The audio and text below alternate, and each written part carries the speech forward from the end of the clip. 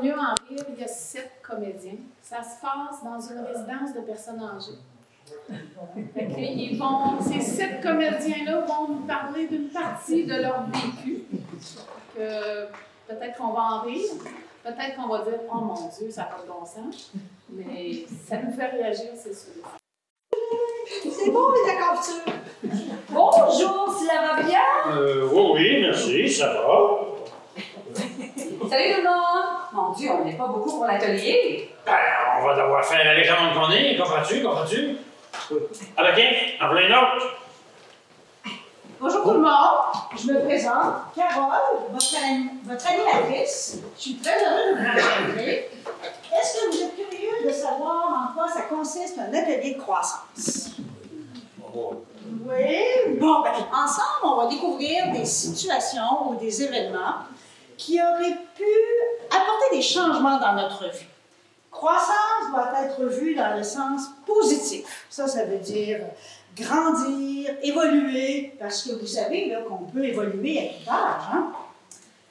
Vos expériences vont pouvoir être puisées dans un passé lointain ou récent.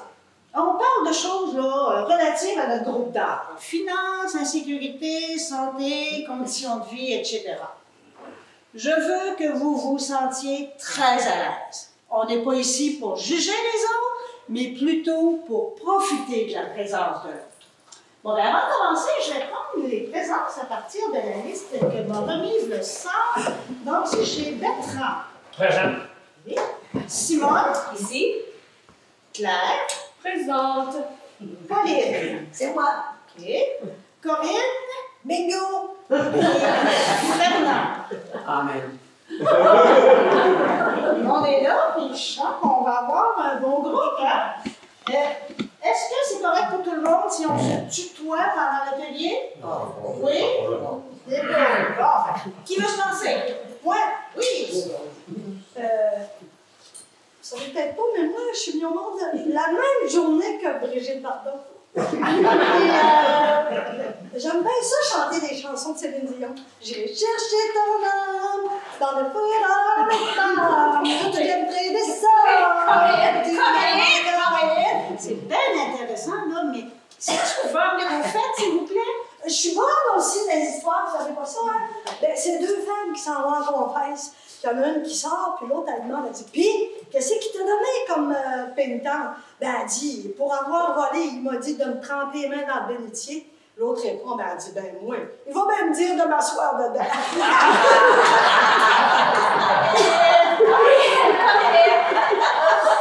faut que tu parles d'un événement qui aurait pu avoir un impact dans ta vie. OK, j'ai compris. Ben moi, j'aime bien ça, manger de la pizza. Puis quand j'ai un peu d'argent dans mes poches, ben là, je m'en vais au restaurant, puis je m'en paye une bonne. Puis là, je vais aussi à l'auto-vidéo, c'est que j'en profite un peu, puis j'aille pas ça pantoute. Puis une bonne fois, je vais gagner un bon montant, puis vous allez voir, je vais payer mon loyer qui est un peu en retard. Comment? Ton loyer est en temps. Tu joues à la loto, fais attention, c'est sérieux. Tu peux perdre beaucoup. Oui, mais je suis prudente, j'ai toute ma tête. Ma fille, elle veut que je déménage. Parce qu'elle trouve que ça coûte trop cher ici. Mais moi, je pense que je... Puis elle veut m'envoyer dans le CHSLD, là, je sais pas trop. Mais moi, je pense que je suis pas rendue là. Puis j'ai signé des papiers, mais je pensais pas que ça lui donnait le droit de me mettre là-dedans. C'est quoi les papiers que tu as signés? Ben, des papiers qui donnent le droit de s'occuper de mes affaires, là. Ben, je pensais pas que c'était pour me placer dans le CHSLD, moi. Je pensais que je pars de ça, je veux choisir la place où je veux m'en aller par moi-même. Ah, puis je veux continuer à manger de la pizza. Ça me tente pas de manger le patate pilée, puis le poulet qui goûte avec la sauce, puis des petites pains vertes qui goûtent bien avec l'eau. À part de ça, je veux continuer à jouer aux petites machines, puis elle m'empêchera pas de le faire, mon petit poil vert. Eh bien, moi, Corinne, je suis de tout cœur avec toi. Il faut s'affirmer. J'ai une amie qui a eu les mêmes soucis que toi. Eh bien, elle a réussi à faire annuler les papiers qu'elle avait signés. À cette heure, elle est libre. Elle peut faire tout ce qu'elle veut. Bon, ben, c'est très bien d'exprimer ta colère. Puis à ce moment-là, comme par exemple Corinne, si la caisse appelle et lui dit, écoutez, votre fille, je sais pas, elle voulait s'acheter une voiture ou partir dans le sud, Est-ce que Corinne pourrait à ce moment-là vous dire, ben, on cesse la procuration? En tout temps. Tant que la personne est apte à prendre ses décisions, c'est une procuration. Et le devoir que la personne qui donne une procuration a, puis ça c'est très, très, très important, c'est de surveiller ce que la personne en fait. On donne une procuration à quelqu'un, on se doit de surveiller les transactions qui sont faites à son compte, de revérifier ses relevés d'opération, de vérifier exactement ce que la personne fait, et que si on a des questions ou des doutes, de questionner la personne, et si jamais on s'avère conforme qu'on veut retirer la procuration, ben, la personne qui donne la procuration peut en tout temps y mettre fin sans l'accord du procureur. Puis, je vous amène sur le fait que là, Corinne, il nous parle de CHSLD. Puis, elle dit, il me semble que je ne suis pas rendue là. Dans l'hébergement, là, est-ce qu'il y a des étapes où on part de notre maison sans avoir un CHSLD direct? Est-ce qu'il y a des étapes en deux? Une évaluation qui est faite. À Saint-Raymond, généralement, à l'URFI, je pense. À l'URFI, pour certaines personnes. Mais est-ce que, comme là, on ne le sait pas, mais ils sont déjà en RPA, en résidence privée pour aînés, probablement qu'ils sont arrivés volontairement. Hein, ils ont peut-être cassé maison puis ils ont dit, là, moi, le terrain, c'est assez. Hein, je m'en vais en condo, le jour où hein? Oui. Moi, c'est ça que j'ai fait. Oui. Alors, ça, c'est une décision claire, mais claire, elle dit, moi, volontairement, on appelle ça, hein, casser maison, volontairement, elle dit, moi, je m'en vais vers une RPA, mais claire, la RPA, là, est-ce qu'ils vous obligent à vous lever à une heure précise le matin? Est-ce que c'est eux qui décident à quelle heure vous vous couchez, comment vous habillez dans le jour? Alors, il y a des RPA où vous pouvez être autonome, c'est des appartements. Souvent, ils vous offrent des repas, la surveillance. Il y a des RPA avec service. Des fois, c'est dans la même RPA, vous pourriez rester là, mais obtenir des services de plus. Parfois, certains RPA autonomes ne sont pas capables, n'ont pas le personnel ou ce n'est pas leur offre de service. Alors, peut-être, à ce moment-là, il y aurait une transition vers une RPA avec service. Puis après ça, est-ce que vous pouvez rester tout le long en RPA? Peu importe votre niveau d'autonomie? Non. Et qu'est-ce qui se passe si, par exemple, vous rentrez, vous avez un petit peu de difficulté à marcher, mais ça va encore, puis là, vous déclinez, là, vraiment, là. Vous avez de plus en plus de besoins. Qu'est-ce qui se passe? Travailler le social et métier. Aussi, à ce moment-là, à ce moment-là, il y a un avis de dépassement de service où la RPA dit, moi, je ne peux plus assurer la sécurité, la santé. Le CLSC va arriver. Le CLSC va faire une évaluation, peut venir vous soutenir à payer les services, venir offrir des services, puis à ce moment-là, il y a une évaluation. Est-ce qu'ils sont capables de vous garder là avec un surplus de services où vous devez aller? Là, dans Port-Neuf, il y a moins de RI, de résidence intermédiaire, ça, vous en avez moins. Alors, effectivement, RPA, suite à ça, vous seriez sur la liste d'attente en CHSLD. Pour aller en CHSLD, là, Corinne, moi, je la vois bien en forme, bien souriante et bien tout là. Alors, elle n'aurait pas assez de perte d'autonomie pour être éligible au CHSLD. D'après, là, je vais arrêter après parce que le temps passe, mais après vous, le CHSLD, ça coûte combien? Ça dépend de leur revenu. Ça dépend du revenu. Est-ce qu'il y a un plafond? Est-ce qu'il y a un maximum? Madame Claudie? Moi, j'avais une question par rapport à ça. Est-ce qu'on peut aussi choisir de rester chez soi? Oui. Est-ce que ça fait partie des options qu'on peut choisir? C'est là, Claire, là, elle a décidé de casser maison, mais Jacinthe, elle est encore chez elle. Est-ce qu'elle peut rester chez elle, même si elle perd d'autonomie? Oui. Alors, vous savez que le gouvernement souhaite garder les gens chez eux le plus longtemps possible. Bon, ben, qui veut poursuivre? Oui, Eh bien, moi, j'ai rencontré quelqu'un sur un site de rencontre et je lui ai tout de suite fait confiance. Nous sommes devenus de bons amis. C'était un homme d'affaires très gentil, alors nous sommes devenus de bons amis. Et je dirais même, plus que cela. Plus que ça veut-tu dire Bien que, quand on est seul, on a besoin de présence, de tendresse, on s'ennuie, donc ça nous rassure. Là, tu fais une petite vite de temps en temps, ça fait moins ça soulage. Bien que, mais après quelques mois de fréquentation, il m'a avoué qu'il avait des problèmes financiers. Alors, je lui ai prêté l'argent nécessaire afin de régulariser sa situation financière. Malheureusement, c'est là que les choses ont mal tourné. J'ai réalisé bien trop tard que c'était un minable fraudeur. L'enfant de chienne! Il a tout perdu mon argent dans des mauvais placements, puis comme il m'a fait signer des papiers, ben je pourrais pas récupérer l'argent que je lui ai prêté.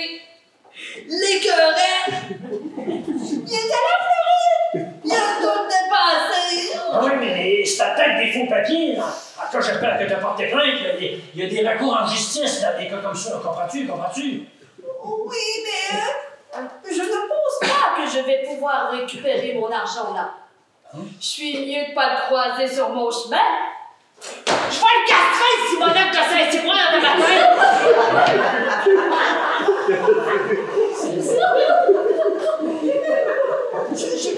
Désolée là si je tiens des propos comme cela là, mais je suis tellement enragée là. Depuis ce temps-là, je me sens honteuse. Je vois des fraudeurs partout, je n'ai plus confiance en moi. C'était à moi cet argent-là. Maintenant, je vais dépendre de mes enfants. Comme si j'avais besoin de cela, moi, dépendre de mes enfants. Mes enfants sont tellement occupés que c'est à peine s'ils ont le temps de venir me voir. Oh, mais écoute, c'est très bien, Claire. Beau témoignage. C'est bon là, d'exprimer notre ressentiment. Hein? Par contre, dans ta situation, je pense que ça vaudrait vraiment la peine que tu ailles consulter auprès de professionnels. Hein? Est-ce qu'il y a quelqu'un qui veut commenter son témoignage? Ça nous montre qu'il faut être prudent avec les réseaux sociaux. C'est pas sécuritaire, c'est plein de fraudeurs. C'est toujours comme ça avec les Internets. En plus, il faut que tu changes ton mot de passe très souvent pour aller dans ton compte de banque pour le protéger. C'est pas des farces bien vite, ça va prendre un nid pour faire marcher le toaster. Comprends-tu? Mais bientôt, il n'y aura même plus d'argent liquide. De toute façon, aller au guichet automatique chercher notre argent, c'est pas toujours évident. Celui où je vais, là, il est dans un champ quasiment à l'autre bout du monde. L'hiver, ça prend presque des raquettes pour y aller. Je te dis que les temps changent. On s'est rendu que tu peux même photographier un chèque pour le déposer. Oui, mais quand tu prends une photo d'un chèque, là, en gros plan, est-ce que tu déposes un plus gros montant? En tout cas, moi, je suis pas à l'aise avec toutes les nouvelles technologies. J'ai trop peur de faire une erreur et de perdre mon argent. Ah, je suis toute perdue là-dedans, là. Moi, les ordinateurs, là, pas capable. Quand je touche à ça, ils bug bien raide. Ça me fait sacrer sans bon sens. Écoute, j'ai l'impression que je suis pas capable de faire marcher ça. Une chance que j'ai ma fille pour me donner un coup de main. Je serais pas capable de faire marcher ça tout seul. Il y a des fois, j'ai l'impression qu'il va se mettre à japper après moi. Si au moins ça marche au propane, bien, s'il y avait un choke, je saurais peut-être comment faire marcher ça. Comprends-tu? C'est comme les messages qu'on reçoit tout le champ, là. C'est insécurisant. La semaine passée, j'ai eu une alerte, là. Ça me disait que j'étais un pédophile. Il fallait que j'aille au palais de justice le plus tôt possible. J'ai eu peur, je me suis posé des questions. Ça venait de la Gendarmerie royale du Canada. Je voyais une police monter sur son cheval devant ma porte tout de suite. Peut-être qu'une fois, tout à fait par hasard, là, je suis tombé sur un site pour adultes, mais je suis pas un pédophile pour ça, peut-être. Écoutez, je vous comprends. C'est vraiment frustrant là, de vivre tous ces problèmes-là avec la technologie. Là. Mais ça n'arrive pas rien aux personnes âgées. Là. Ça vise n'importe quel groupe d'âge. Mais ça vous démontre qu'ils sont prêts même à se présenter. Là. Vous voyez un visage, vous voyez des gens. À ce moment-là, est-ce que vous avez des recours suite à ça? Pas beaucoup. Pas beaucoup. À moins de penser, comme la dernière fois que c'est produit, là, de s'assurer que je le fais. Là, parce que... De déclarer, de faire vous appelez la SQ, dans le fond, vous faites la déclaration. Il était-tu jeune, il était-tu vieux, il avait l'air de quoi, ils sont venus à quelle heure, c'était quoi leur discours, tout ça. Plus de gens vont appeler, plus de gens vont... plus facile pour eux, ça va être facile de les attraper, de dire OK, ils sont rentrés dans mais sachez qu'ils sont très insistants. Alors vraiment, faites attention à vous. Parlez-en autour de vous. La faute du grand-parent, est-ce que ça vous dit quelque chose? Ah oui, hein, les petits-fils, les petites filles. Grand-maman, j'étais à tel endroit dans le monde, et là, j'ai besoin de 6 000 pour couvrir. Hein? C'est de la fraude de grand-maman aussi, là. Puis, dans Portneuf, il y en a beaucoup. On n'est pas épargnés, vous l'avez entendu, on n'est pas épargnés. Et là, les fêtes s'en viennent aussi. L'année dernière, ils ont joué fort au niveau de la fraude, justement, avec les cartes de crédit, les cartes de guichet automatique, mettre le NIP dans une enveloppe et tout. Mais on ne sera pas plus à l'abri cette année, et c'est tout le monde. Ça touche, oui, davantage les aînés, mais c'est tout le monde. Toutes les personnes qui sont susceptibles d'être un appât pour un fraudeur sont là. Fait que soyez tout le temps vigilants. Comme Claudia avait dit, restez pas avec ça. N'ayez pas honte. N'importe qui peut se faire prendre. N'importe qui. Ben, en fait, jouer sur ce sentiment-là, tu sais, notre sentiment intérieur, s'il y a une honte, c'est probablement parce qu'il y a un petit. Ça allume un message qu'il faut en parler. Oui. Est-ce que ça n'indique pas que peut-être on devrait toujours, quel que soit notre âge, avoir une personne de confiance? À chaque fois qu'il y a quelque chose qui est hors de l'ordinaire, oui. C'est pas une honte d'appeler, si c'est pas un enfant, une amie, ou de dire, bien, qu'est-ce que tu en penses? Est-ce que c'est peut-être une étape qu'on oublie des fois? Oui, puis des fois, cette personne-là, elle peut être proche. Des fois, vous dites, ben moi, j'ai pas mes frères, mes sœurs sont décédés, mes enfants sont loin. Mais des fois, c'est peut-être la personne de la caisse, des fois, c'est. Tu sais, ou comme Claire, là, qui est fâchée noire. Tu sais, peut-être que, dans le fond, là, je vais parler à Jean-Christophe, quand Claire est arrivée à la caisse puis qu'elle a fait débourser peut-être un 15 000 pour le voyage en Floride du monsieur, est-ce qu'à un certain moment, ou si elle vient et elle essaie de retirer des gros montants, est-ce qu'il y a quelqu'un à la caisse qui va allumer à un moment donné sur ces gros montants-là? Quand les fraudeurs demandent, souvent, à l'époque, les jardins, juste quelques années en arrière, ils demandaient souvent des virements internationaux. On va faire un virement international dans tel compte. Puis, comme les personnes n'ont pas le choix de venir dans la caisse, pour nous, c'est plus facile à ce moment-là d'intervenir. Souvent, on va juste poser plus de questions. Mais c'est sûr que c'est facile de nous compter plein de menteries. Mais je vais dire, soyez honnêtes. On n'est pas là pour juger ou faire quoi que ce soit. Mais si c'est quelque chose comme ça, oui, on va être un peu plus vigilant, vous poser plus de questions, vous sensibiliser à ça. Les fraudeurs sont rendus quand même plus perfectionnés que ça. Ils savent que s'ils vous envoient à la caisse ou à la banque faire un virement international, de nous faire poser des questions. Donc maintenant, leur technique actuelle, de ce qu'on a vu, c'est qu'ils vont vous faire acheter des cartes prépayées. Donc, dès que quelqu'un vous demande de l'argent, ne serait-ce qu'un petit montant, il y a toujours à ce moment-là un gros risque de fraude. Puis quand Claire, puis c'est Simone qui disent hey, c'est tous des fraudeurs sur Internet. C'est-tu vrai que c'est tous des fraudeurs? Pas tous. Non, c'est non. Il y en a qui trouvent le vrai amour, c'est qu'après ça, quand ils comptent l'histoire, c'est facile. Puis encore là, on revient, hein, ils sont amoureux pour vrai. Claire est tombée en amour pour vrai. De vrai. Ça réussit, ça, Jean-Christophe? Je veux dire, oui, effectivement. Puis, on est avec la table des années, mais ça arrive à tout âge. Ouais. On a du monde de 20 ans qui se font avoir de cette façon-là, malheureusement. Puis effectivement, les peines d'amour que ces fraudeurs-là créent, ces peines-là sont réelles. Parce que la personne est vraiment entrée en contact, elle s'est ouverte à ces personnes-là. Puis ils ne demandent pas de l'argent la journée 1. Ils vont attendre, comme elle disait, 4, 5, 6 mois. Puis là, il y a une relation qui s'est créée. Puis à partir de là, ils vont demander de l'argent. Et il y a toujours une bonne raison pour demander de l'argent. Puis des fois, je vais être en mesure de venir te voir avec cet argent-là. Puis finalement, il y a eu un problème aux douanes, il y a eu un problème avec la voiture que j'ai louée, il y a eu un problème. Il arrive toujours quelque chose. C'est les personnes les plus malchanceuses du monde, il arrive toujours quelque chose. Ils vont toujours demander un petit peu plus d'argent. Puis ça ne sera jamais. C'est rare que c'est des montants de 20 000 c'est 500, c'est 300. Les montants, on dit, ça va être facile à me rembourser, c'est pas énorme. C'est pas le montant, c'est la récurrence qui devient souvent un gros problème. C'est un mot à retenir. Encore là, en peine d'amour, on a besoin de soutien. Puis même si nous, on écoute ça en disant, mon Dieu Seigneur, c'est fait avoir, mais c'est une vraie peine, on a besoin d'écoute dans ce temps-là.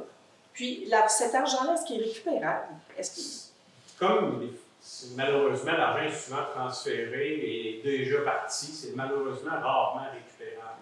Surtout avec les cartes cadeaux. Avec les cartes cadeaux comme ça, c'est pas un virement qu'on peut annuler parce qu'il vient d'être fait, on peut récupérer. Donc, ils sont très rapides pour ça. Mais c'est important dans ce temps-là de, oui, effectivement, faire la déclaration à la police et donner plus d'informations. Mais je comprends vraiment ce que vous dites, là. Il y a de la honte qui est ressentie. C'est dur, autant pour un enfant qui va essayer de voir son parent pour lui faire comprendre quelque chose comme ça, que le parent avec l'enfant, on est en train de briser une relation qui existe, qui est très, très forte.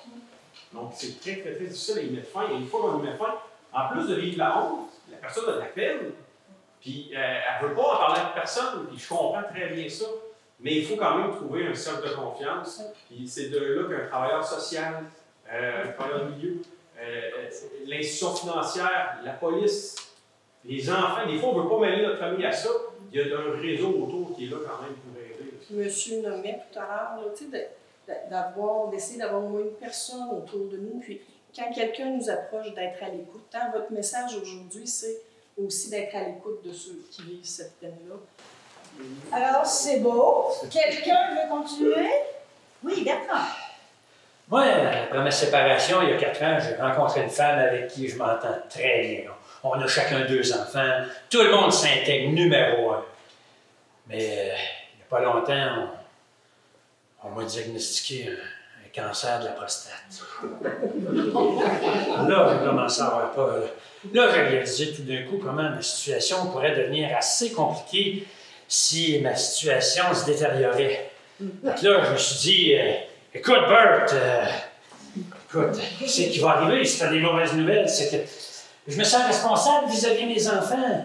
Ma blonde et moi, on s'aime beaucoup, mais je m'entends très bien aussi avec mon ex-épouse. On n'est même pas divorcés. Sa copine, là, comment elle vit avec ça, elle va pas bien peine de cela. C'est parce que je veux être juste envers tous mes proches. Tout ça, ça m'affecte bien gros, comprends-tu? Puis, j'ai droit à une rente à mon décès. Je sais même pas quoi en faire, comprends-tu? C'est pas simple à gérer. Je pourrais peut-être signer une procuration, mais à qui? C'est pas évident. Je te comprends, c'est stressant de vivre des affaires de même. On ne sait pas quelle décision prendre, on ne sait pas à qui s'adresser. Tiens, l'autre jour, mes enfants m'ont dit qu'ils n'étaient pas à l'aise avec ce qui allait se passer quand je ne serais plus là pour la succession de mes biens. On a eu une bonne discussion. Puis j'ai réalisé que juste d'en parler, là, ça simplifie les choses. Puis j'ai vu aussi qu'ils me faisaient confiance pour la gestion de mon patrimoine. Puis ça m'a fait du bien. C'est vraiment le fun que tes enfants te fassent confiance. Ils ont toujours apprécié les conseils que je pouvais leur donner. Ils savent bien que mon expérience de vie, ça a son importance. Ouais, pas juste vieux, hein, on peut être utile aussi. Mais moi, en tout cas, Bertrand, je te conseillerais de divorcer. Quand tout est réglé sur papier, c'est bien plus simple. Si en plus tu t'entends bien avec ton ex, vous allez pouvoir divorcer à l'amiable, c'est rapide, c'est bien moins cher que d'aller se battre devant un juge. C'est peut-être en parlant avec tes proches que tu vas pouvoir mettre de l'ordre dans tes affaires. Là. Attends pas que la chicane poigne une fois que tu vas avoir levé les pieds. Là. Organise-toi pour mettre les choses au clair. Parole claire. Mais moi, mon Bert, j'irai voir un avocat, un notaire ou un comptable. Eux autres, ils savent comment régler ça, ces affaires-là. Notaire, un avocat, un comptable, si tu essaies d'aller voir tout ce monde-là, il me semble que ça va coûter cher, ça. Je pense que j'ai trop attendu avant de faire un testament. Il était un peu brouillon là-dedans. Comprends-tu? Aujourd'hui, je réalise l'importance de régler toutes ces affaires-là avant d'avoir des troubles. Il y a quelqu'un qui m'a parlé d'un mandat de protection. Là. Je vérifie pour voir si c'est bon dans mon cas. Puis, on va faire comme toi, Pauline. On va informer ma famille de mes intentions. Ben écoute, c'est très bien, Bertrand, parce qu'on voit que tu veux clarifier la situation, là. Bravo. Ben, à ton tour, Simone. Ben moi, j'ai vécu seule pendant plusieurs années. Jusqu'au jour où j'ai eu la chance de tomber sur un livre qui a changé ma vie. Best Sex. Plaisir, sexualité pour les 60 ans et plus. Il n'y a pas d'âge pour être actif sexuellement. La sexualité, ça dure bien après 60 ans. Sexagénaire, génère ton sexe. L'abstinence, c'est pas bon. Ça fait que là, j'ai décidé de m'ouvrir aux autres. Puis là, ben, je connais un regain de désir sexuel. Je pensais jamais avoir autant d'énergie. Je pense qu'il me reste plein de bonnes années devant moi. Ah, ben. Ben, la sexualité, je pense pas rien qu'à ça. Là. Et quand je pense à ça. Puis quand je vois le paquet de gommeurs qui tourne autour de moi, j'ai rien qu'envie de plonger la tête la première dans le buffet. Eh bien, moi, je te trouve bien audacieuse, là, j'oserais jamais. Quand je me regarde dans le miroir, là, je vois mes rides, là. Comme la peau des pommes en hiver, là. Je suis pas assez date pour les aventures. Mais voyons, t'as l'air toute jeune encore. Faut pas regarder en arrière. Faut que tu regardes à l'avenir. Fais-toi plaisir. C'est à toi de construire ton bonheur. Ouais, le bonheur, c'est comme la soupe du Skagen. Si t'en veux, tu t'en vas.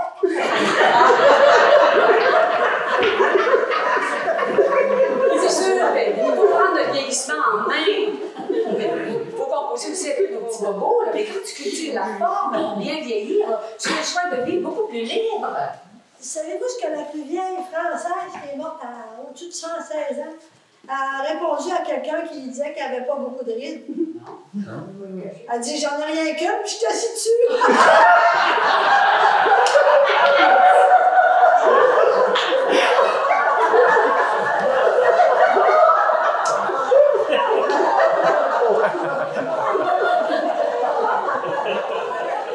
La prof va pas y encore. Moi, dans le sud, j'ai rencontré un jeune homme. Ça a été le coup de foudre. Avec lui, là, je m'apprécie, je me sens belle, j'ai confiance en moi. C'est la totale. Et en plus, j'ai l'intention de m'y rejoindre. Je l'attends n'importe quand. Vous devriez tous lire ce livre-là, ça vous ferait du bien. Mais tu n'as pas peur de rencontrer des profiteurs ou des fraudeurs, là?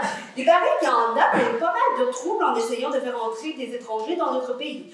Je pense que c'est toi qui deviens responsable de la personne que tu parraines. Tu devrais t'informer, c'est très important. Mais qui risque rien à rien. Et en plus, ben moi, je sais que j'ai l'air de faire confiance à tout le monde, là, mais je suis très prudente malgré tout. Mais toi, là, Fernande, malgré ton handicap, est-ce qu'il te reste de la place pour la sexualité?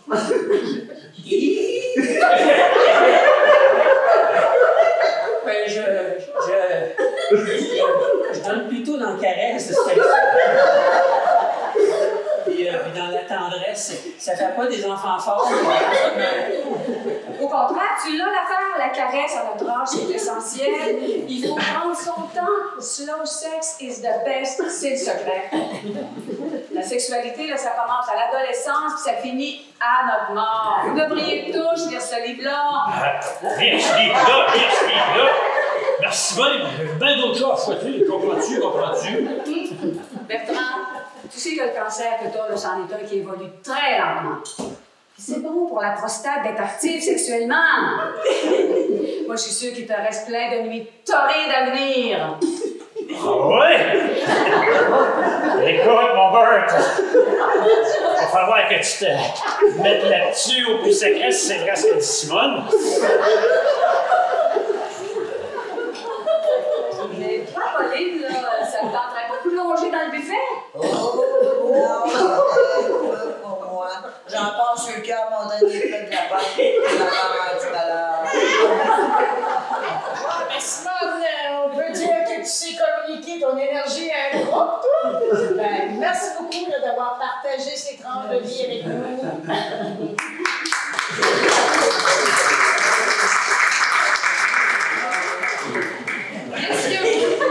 Pensez-vous que Simone est dans le trouble?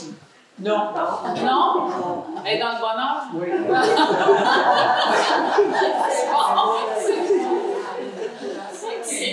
Pensez-vous qu'il peut justement y avoir de la fraude amoureuse comme ça au niveau de la sexualité et tout? Les abus, peu importe l'âge. Oui. Il y a toujours une notion de consentement, peu importe l'âge aussi. Oui. Puis pensez-vous, là, dans le fond, quand on dit, là Simone, j'imagine que tu vis encore dans ta maison ou tu viens. Ben non, vous êtes en RPA. Est-ce qu'une RPA a le droit de vous interdire d'avoir des relations sexuelles? Non. Non. Ben, moi, dans mon ancienne vie, j'accompagnais les RPA et j'avais régulièrement des plaintes. Ben là, ils se tiennent la main. Le monsieur est allé voir la madame femme aux 3 ans. Des mamelles. Exactement, pour aller se plaindre. Et je vous le dis, il y a des RPA qui interdisent. Il y a des familles qui ne sont pas à l'aise puis qui disent mais moi, je ne veux pas que ma mère se fasse un nouveau chum, donc bien épouvantable, mon père qui tient avec quelqu'un d'autre. Ben, sachez que ce n'est pas légal, mais sachez que c'est quelque chose qui arrive. Et ça peut devenir très...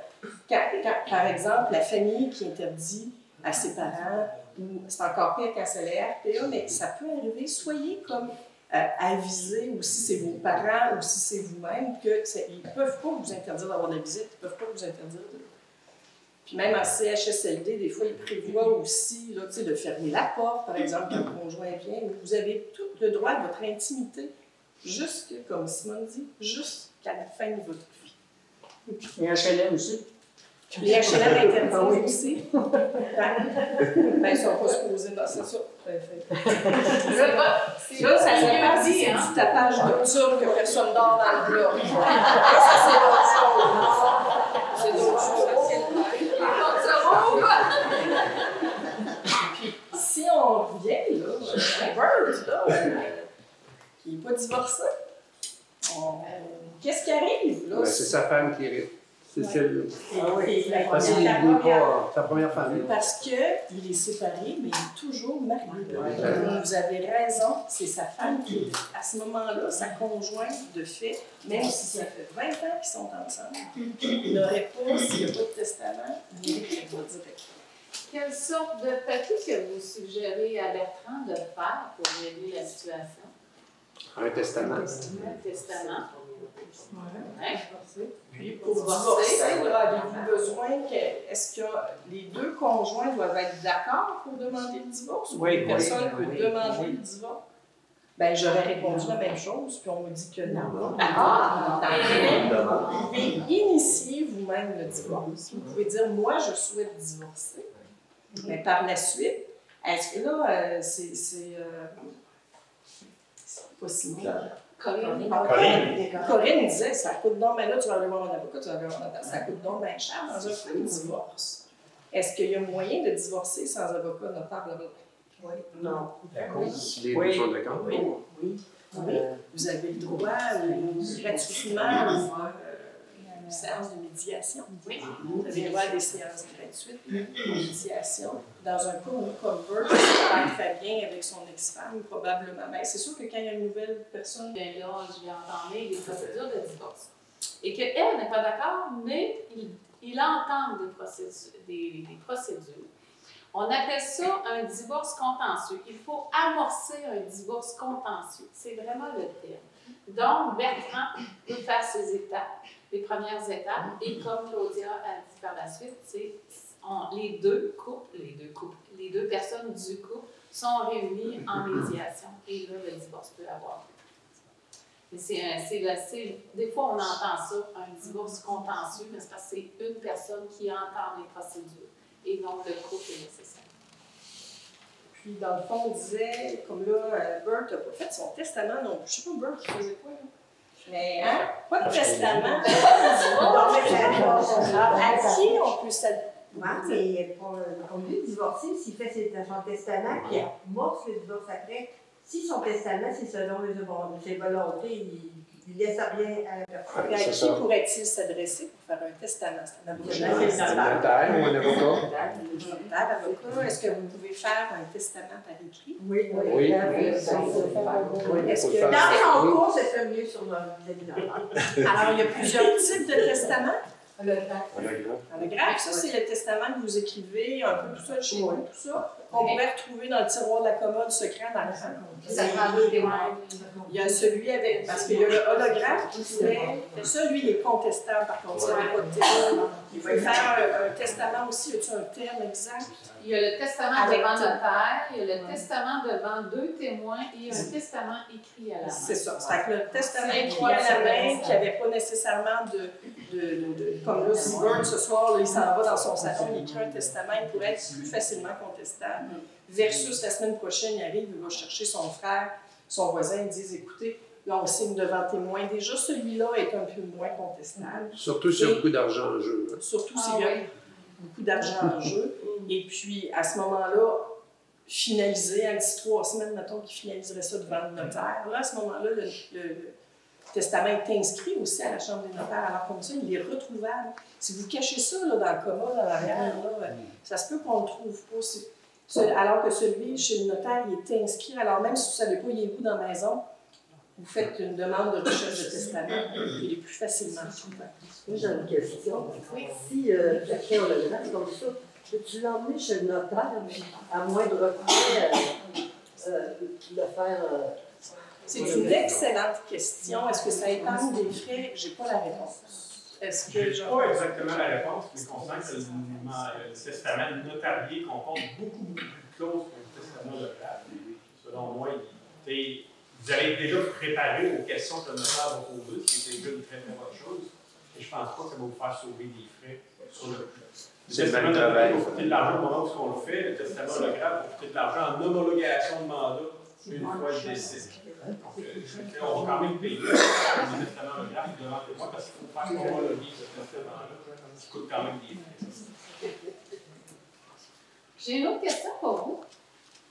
Mettons qu'il arrive une situation vraiment triste au niveau de Bertrand et il décède sans avoir fait son testament. Qui s'occupe de sa succession? Sa tutelle, sa femme, ses enfants. Sa première femme, il peut divorcer. Sa première femme. Moi, j'ai le curateur public, moi, d'après moi. Le curateur. Il y a toutes sortes de réponses. Dans le fond, c'est le liquidateur, autrefois appelé l'exécuteur testamentaire, est la personne qui se charge de régler la succession d'un défunt. S'il n'y a pas de testament, ou si le testament ne prévoit pas la nomination d'un liquidateur, les héritiers sont liquidateurs. Donc, ils doivent alors se partager les responsabilités. Les héritiers peuvent nommer l'un d'entre eux par un vote de majorité. Le plus vieux, j'imagine? Autrefois, c'était ça, mais c'est ça. Des fois, c'est pas toujours bien que ça soit le plus vieux, ça dépend des gens. D'habitude, c'est plus fin. Communément appelé de foi d'honnête. Donc, faire un vote majoritaire, c'est celui-là qui va devenir le seul liquidateur. Ils peuvent aussi désigner toute autre personne pour occuper cette fonction. Exemple, un notaire, un avocat, un comptable. En cas de désaccord, ils peuvent demander au tribunal de désigner le liquidateur. La personne choisie par le défunt, si Bertrand avait déjà choisi un liquidateur, n'est pas obligé d'accepter son rôle. Moi, j'ai une question. Oui, s'il n'y a pas d'enfant, puis s'il n'y a pas de frère et de sœur de vivant, d'après moi, c'est là, c'est le curateur, sûrement. Là, c'est sûrement le curateur. Là, on n'est pas notaire ou avocat. Donc, Pauline, tantôt tu as parlé de ta réticence à plonger dans le buffet, comme nous l'expliquait Simone. Est-ce que tu aimerais nous en parler un petit peu? Eh oui. Moi, je peux te dire que ça va bien dans ma vie. Ça va bien. J'ai pas de problème. J'ai une retraite paisible. Mes enfants sont près de moi. J'ai pas de problème. Mais ça n'a pas toujours été comme ça. Qu'est-ce qui t'est arrivé? Dans la cinquantaine, mon mari a attrapé un virus. Le virus du démon du midi. Il s'est transformé en chaud lapin. Vous savez, il y a 2 grandes oreilles, 2 grosses pattes, une petite queue.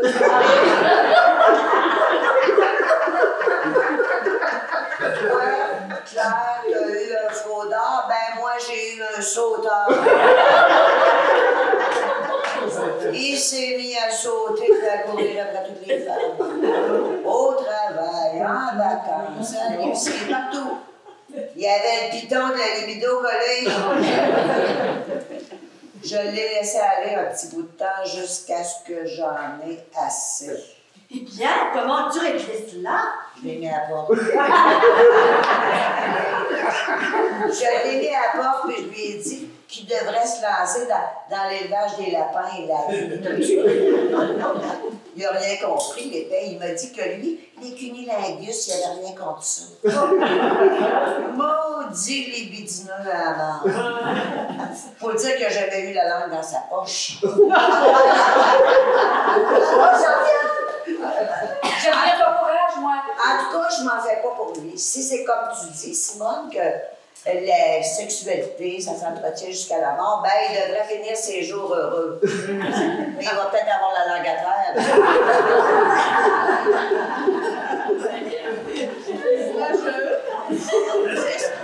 Est-ce que ça a été difficile, toi, cette période-là du divorce? Ça n'a pas été facile. Mais il a fallu que je règle des choses importantes. C'est ça qui n'est pas facile de trouver comment faire ça. Maintenant, ça va bien. Es-tu allé voir quelqu'un pour ça? J'allais voir un notaire. Le notaire? Il a dû te parler de mandat d'inaptitude, de mandat de protection, de mandat de ceci, de mandat de cela. C'est toute la même affaire, là. Moi, je suis toute mêlée là-dedans. Moi, j'ai fait confiance à mon notaire, puis je me suis sentie rassurée. Je conseille à tout le monde de faire de l'ordre dans ses papiers. Ben écoute, Pauline, c'est un excellent conseil, hein, puis on t'en remercie. Fernand, il me semble que tu n'as pas parlé beaucoup, toi, depuis le début. Tu as des choses à te raconter? Ah oui, j'ai plein d'affaires à dire. Entre autres, tiens, quand j'étais jeune, moi, je voulais devenir un servant de messe. Pour moi, c'était comme faire du théâtre. Un public silencieux qui vous observe, c'est fascinant. Puis, au même moment, à l'école primaire, ils demandaient des volontaires pour servir la messe. Et tout de suite, j'ai donné mon nom. Puis pendant un mois, je suis allé aux ateliers donnés par le frère Dosité Joseph. Dosité Joseph, d'où ça sort ce nom-là? Comment t'as dit ça? Comprends-tu? Tu vois, le frère Dosité, lui, il remplaçait un autre frère qui s'appelait le frère Héraclas. Héraclas, pas bien vieux, c'était-tu des frères Mataman? Comprends-tu? Non, c'est pas des frères Mataman, c'est plutôt des frères claque sa gueule. Fait que le frère Dosité, lui, il nous apprenait les répondre-messes en latin, quand sonner les clochettes, comment tenir les burettes de M. le curé. C'était quoi donc ça, les burettes? C'était-tu les... à M. le curé? Il est trop fort! Mais moi, je pensais qu'à ça! Non, les burettes, c'était 2 petits flacons qui contenaient l'eau et le vin pour dire la messe. Puis, quand on était prêts, le frère d'Austin nous amenait à l'église. Puis là, j'ai été vraiment déçu. Le frère a constaté que j'étais trop petit pour tenir les burettes de M. le curé. Fait qu'il m'a dit, comme consolation, tu pourrais peut-être passer la patène avec M. le curé pendant la communion pour empêcher les morceaux d'hostie de tomber par terre. J'ai accepté. C'était pas un premier rôle, mais au moins j'étais sur la scène. Fait que, à ma première expérience, il m'est arrivé un drôle d'événement. Le curé n'avait pas encore fini de donner la communion, le Corpus Christi, le corps du Christ, le corps du Christ. Moi, j'avais le bras mort, je laisse pendre la patine. Ah ben, patine. Les morceaux de style partout sur le plancher, le corps du Christ tout démembré. Le curé m'a vu, il me dit, viens-t'en dans la sacristie. Là, il m'a engueulé. On ne profane pas le corps du Christ de cette façon. Chaque morceau de stie tombé sur le plancher était béni. C'est un péché mortel. Tu pourrais aller en enfer à cause de ça. Mon doudou, c'était sévère dans notre temps. Oh, tu dis qu'il en a envoyé un paquet à l'enfer, mais on va tout aller les rejoindre tout à l'heure. On va faire un méchant party. On avait peur des curés, on marchait les fesses serrées, on carburait à l'eau bénite. J'ai même pensé faire bénir mon chauffe-eau pour me laver. Ça aurait peut-être pu m'éviter d'aller à la confesse. Avec un petit savon, là, béni, tu serais arrivé au ciel tout propre. Quand on arrive au ciel pas propre, ben là, on passe par le purgatoire, puis là, c'est là qu'on passe par le maudissant. On s'égare. Et puis, c'est quoi qui est arrivé ensuite? Le curé me dit, enlève ta soutane et ton surplis là, pour ne pas les salir. puis suis-moi en arrière de l'église dehors. J'ai quelque chose à te montrer. En arrière de l'église. Je l'ai suivi. Puis là, il m'a montré, c'était pas plus haut que ça, cette affaire-là. Là, le curé me dit, t'es pas très grand, hein? Non, je suis petit. Après ça, il m'a dit, tu peux la prendre avec tes mains si tu veux, c'est pas dangereux, hein? Dans mes mains? Alors, non, je suis trop petit, je pense. Le curé me dit, c'est pas compliqué, t'as seulement qu'à le caresser doucement comme ça. Il va aimer ça! Puis, il va lever. Ben non, là, c'est pas compliqué. Tu le caresses, après ça, tu l'emmènes dans le soupirail. Au petit chaton, ça fait des mois qu'il est là, il est tout maigre, il n'a pas mangé. Pourrais-tu m'aider s'il te plaît à aller le chercher? Moi, je suis pas capable tout seul. Ah, aussi avec ça. Je suis descendu, puis je suis allé chercher le chaton tout de suite. Il m'a grimpé sur le dos, puis il m'a griffé, puis il s'est sauvé. Mais t'as-tu eu peur du chat, mon frère? Non, mais j'ai eu peur du curé.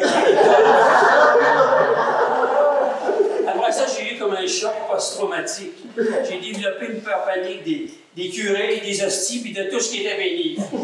J'ai même arrêté de manger du pain. Aujourd'hui, ça va mieux, mais ça m'a pris des années avant d'oublier tout ça. Quand je pense que ma petite taille m'a empêché de servir la messe.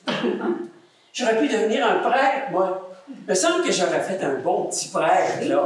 Un petit prêtre, là, c'est capable de bénir aussi vite, aussi bien qu'un grand prêtre. Il aurait pu baisser l'hôtel ou bien mettre un petit banc. Ça prend pas un cours classique pour régler ça, ce problème-là. Il me semble qu'avec 4 petits, c'est commodement raisonnable.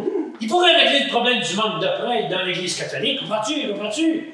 On s'est peut-être privé de centaines de petits prêtres à cause de quelques pouces manquants. Ben, des petits prêtres, peut-être des petits évêques, des petits cardinaux, peut-être même un petit pape. Oui! Habemus papam Fernand I. Ce que ça peut faire, 6 pouces de plus ou de moins, ça peut changer le monde! Bien calme. En tout cas, là, moi, j'aurais bien aimé ça pouvoir te dire tes purées. Hey, puis moi, je t'aurais fait des frocs rien qu'à susurrer mes péchés. Ouais, il faut croire que c'était pas mon destin. Comme c'est dit dans le Nouveau Testament, beaucoup sont appelés, mais peu sont élus. Les curés, eux autres, ils font-tu des testaments, vous pensez? Ben, le curé, quand c'est mort, c'est mort. Pourquoi il fera un testament? Ils n'ont même pas d'enfants. Avec tous les scandales qu'on entend, faut pas se surprendre de rien. Comprends-tu? Hey, peut-être qu'il pourrait nous léguer ses burettes. Ses vêtements ecclésiastiques, une soutane d'un surplis, c'est au honneur, ça donne vente de garage. Aussitôt que devait une messe au dos béni, on n'en a jamais de trop. Peut-être qu'il a placé l'argent de la dîme aussi à la bourse. Ça peut être payant comme héritage. Et ça me fait penser à une autre histoire de curé. C'est un gars qui s'en va en confesse puis s'accuse d'avoir volé du bois pour se construire une cabane à moineaux. Fait que le curé donne comme pénitence, ben dis-tu une fois un chemin de croix? Ben dis là, je pense qu'on n'aurait pas assez de bois parce que dis-moi avec le reste, je me suis vendu un chalet.